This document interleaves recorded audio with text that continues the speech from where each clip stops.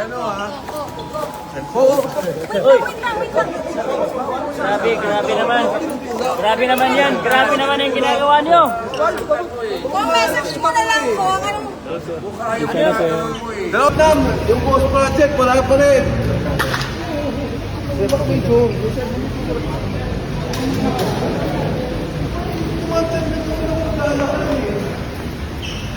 Hindi kayo masyadong...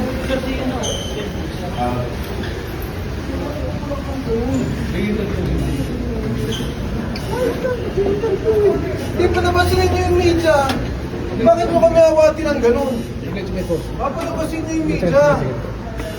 Gusto niyo nangaharang ko yung pagka ano.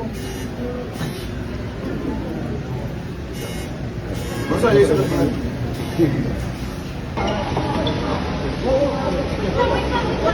Huwag mo sasaktan, Bok. Huwag mo sasaktan. Huwag mo sasaktan mo eh. Nakita ko eh.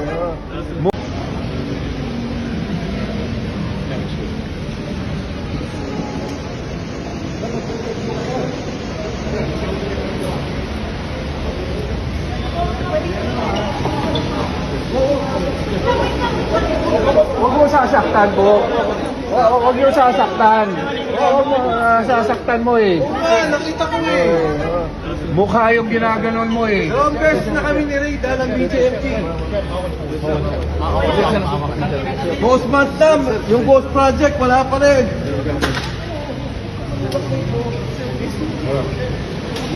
Alam nyo, ilang beses kong pinanood yan. Paulit-ulit. Siguro mga 10. Paulit-ulit. Ang sarap pong panoorin. Ang sarap pong makita na ang mga katulad ni Mike Defensor na kuda ng kuda, bunganga ng kung ano-ano, ay hindi na po malaya para gawin ang mga bagay na ito. Sa totoo lang, kung sinapak talaga si Mike Defensor, masasabi ko, parang over naman yun, di ba? Parang over naman yun kung sinapak talaga. Sayang nga, hindi sinapak eh. Pero kung ganyan na pinigil lang naman, para hindi po magsalita, para manahimik, kasi hindi naman po kasama sa kanyang schedule ang magpa-press con. Tapos na ang mga panahon na si Mike Defensor po ay libre o malaya na makapagpa-press con. Tapos na yon, hindi mo na to ira.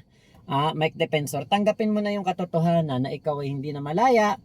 Wala ka ng karapatan na gawin ang mga bagay na ito hanggat hindi ka pinapayagan ng mga taong nagbabantay sa iyo o ng korte.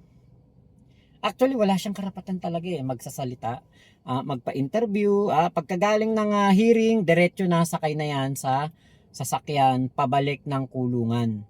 Ganyan lang po yun. Kaya wag sasama loob mo, Mike Defensor, kasi naging palalo ka naman noon namang ikaw nasa laya, na-enjoy mo naman ang demokrasya at nagamit mo naman ng todo-todo ang pagiging pagkakaroon ng freedom of speech, 'di ba? Grabe ang iyong mga paninira, grabe ang iyong pagbibintang. Yung pala, ikaw pala may ginawang katarantaduhan kay ni Marcoleta at ng iba pang mga negosyante na kasama nyo sa kasong plunder. Kayo pala may mga ginawang kabulastugan. Yan nga po yung napakahirap na sitwasyon para po sa mga ganitong tao na hindi po matanggap ang kanilang mga pagkakamali. 'Di ba? Kitang-kita naman natin sa mga interview, sa mga balita. Kitang-kita natin kung gaano po ginagawang katatawanan, ginagawang ginagago, sinisiraan ni Mike Defensor ang gobyerno. 'Di ba? Kitang-kita naman natin namuno siya ng destabilisasyon, inilabas niya ang 18 cargadores para siraan ng ating Pangulong Bongbong Marcos, si dating Speaker Martin Romualdez. Di ba kitang-kita naman natin yan? Hindi naman may kakaila. Alam naman natin na talagang yan ang goal ng mga DDS na ito, grupo ni Mike Defensor, para masira ang ating gobyerno at mapababa sa pwesto si PBBM at Sila na ang humawak ng gobyerno, 'di ba?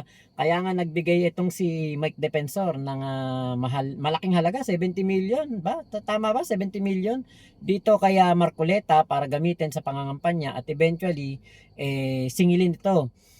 Katulad ng mga paniningil ni Mike Defensor, etong yung mga hearing na bogus hearing ng 18 kargador na pinangunahan nitong sila Marco Beta, nitong sila Alan Petrang Caballo, di ba? Yan ang mga paniningil ni Mike Defensor. Hindi man aminin ni Mike Defensor na naningil siya sa kanyang binigay kay Marcoleta, pero kitang-kita natin paglabas pa lang nitong si Orly Gutesa, si Mike Defensor na po ang naglabas niyan. Ibinigay niya kay Marcoleta at eventually naglahong parambula pagkatapos po magsinungaling at gumawa ng kwento doon sa Senado. So, yung mga ganitong senaryo po, better luck next time na lang, Mike Defensor.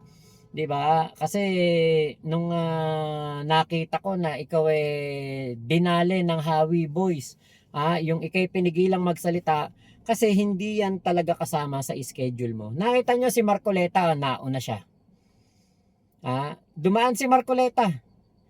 Tumingin ba man lang sa mga press, sa media, huminto man lang ba para magsalita? Hindi. Bakit? Alam ni Marcoleta kung ano ang schedule. Alam ni Marcoleta kung ano lang ang pwedeng gawin habang nandoon sila sa Sandigan Bayan. At hindi po kasama ang magpa-interview sa press, sa media. Hindi po kasama yan. Kaya kung pinigilan man si Mike Defensor, nagpa-victim na lang po yan.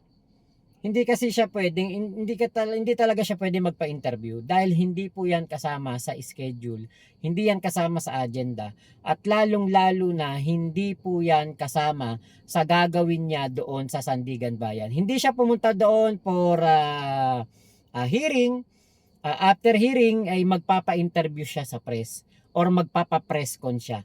Wala pong ganon. Wala. Talagang ginamit lang po ito, pagkakataon na ito ni Mike Defensor para po magpiling victim, magpaawa, makakuha simpatya sa mga DDS. Yun lang po yun. Wala pong ibang mithiin, wala pong ibang naisin itong si Mike Defensor kung hindi po magpaawa lang at magpakitang siya ay inaapi kuno, siya ay kinakawawa kuno, siya ay hinahadlangan sa kanyang karapatan. Meron nga akong nakitang isang abogado na nagtatanggol dito kay Mike Defensor at sinasabi na tama daw na may seguridad, tama daw na mayroong pagbabantay dito kay Mike Defensor. Pero hindi naman daw tama na sikilin o pigilan ang freedom of speech. Sa isip-isip ko lang. Wala tsak sa sa schedule ng paglabas ni Mike Defensor na siya ay magpapa-presscon o siya ay magkakaroon ng 5 hanggang 10 minutong pagkakataon na sumagot sa media. Wala po siyang ganyang karapatan. Person deprived of liberty. Nandun na po ang word. Person deprived of liberty. Ano ibig sabihin nun? Hindi po siya malaya na gawin ang kanyang mga nagagawa noong siya ay malaya. Hindi po siya wala po siyang karapatan na magsasalita, magkukuda, magpa-interview, humarap sa media. Wala po lahat yan. Pag ikaw ay nakulong, pag ikaw ay naging person deprived of liberty, wala kang karapatan sa ganyan. Puwera na lang kung pupuntahan ka ng media o ng mga nagdo-documentary doon sa loob ng kulungan at ikay i-interviewin. Ipapaalam ka sa warden, ipapaalam ka doon sa pinaka-leader ng regional director ng BJMP, kung ano man ang tawag diyan. Basta kailangan ng mga otorisado. Pag-go signal, paghingi ng permit dito sa mga leader ng BJMP. Ganun po ang tama. So kung ikaw pupuntahan ng media doon sa kulungan, i-interviewin ka, yun. Malaya ka magkukuda, di ba, Mike Defensor? Pero yung galing ka ng hearing, hihinto ka para sumagot sa media, bawal yun. Hindi pwede yun. Lalo paano kung kung meron dong nagpanggap na media, tapos gugurgurin pala si Mike Defensor, di napasama pa yung mga BJMP kasi bakit hinayaan nilang makipag-usap si Mike Defensor doon. Nagurgur tuloy, meron palang may masamang hangarin kay Mike Defensor doon sa mga tao doon. 'Di ba? Yan sana maintindihan ni Mike Defensor. Na-enjoy mo na nung nasa laya ka ang lahat ng kalayaan, lahat ng karapatan, noong ikaw ay sinisiraan mo si PBBM, si Speaker Martin Romualdez at ang iba pang mga pro-government, sinisira mo, binabanatan mo, kung ano-ano kinukuda mo, malaya kang gawin yan noon. Pero tandaan mo, lahat ay may hangganan, lahat ay merong maximum. So narating mo na yung maximum Nandito ka na sa pinaka-maximum ng iyong karapatan. At yung karapatan na yon hindi mo na magagawa kapag ikay nakulong. PDL ka na, person deprived of liberty. Wala ka ng liberty, wala ka ng kalayaan, kailangan mong pagdusahan yan at buti nga sa'yo. Walang palag si Mike Defensor. Walang palag. Kita nyo naman. Kulang na lang kulang na lang dibdiban 'Di ba? Kasi alam nyo sa totoo lang naintindihan ko po yung BJMP. Bakit? Trabaho nilang protektahan si Mike Defensor at wala po sa kanilang itinerary o kanilang schedule, wala sa kanilang kumbaga agenda nung oras na yon, nung araw na yon na etong si Mike Defensor ay kailangang magpa-interview or magpa-press con doon po sa Sandigan Bayan. Wala. Kaya hindi po kailangan magsalita ni Mike Defensor sa media. Hindi po siya pinahintulutan. Wala siyang karapatan. Person deprived of liberty. Buti nga sa'yo.